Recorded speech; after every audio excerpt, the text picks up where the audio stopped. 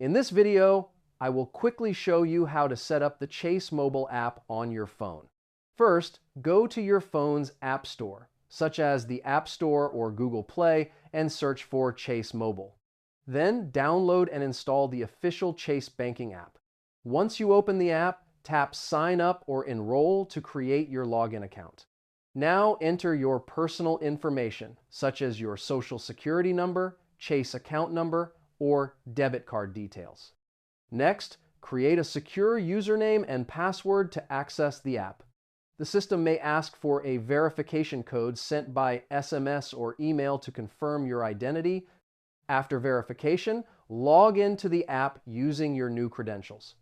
Inside the app, you can check your balance, transfer money, pay bills, and manage your card.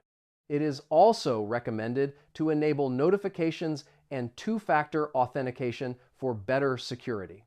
And that's it. Now you know how to set up the Chase mobile app easily. Save this video so you can check it later if needed.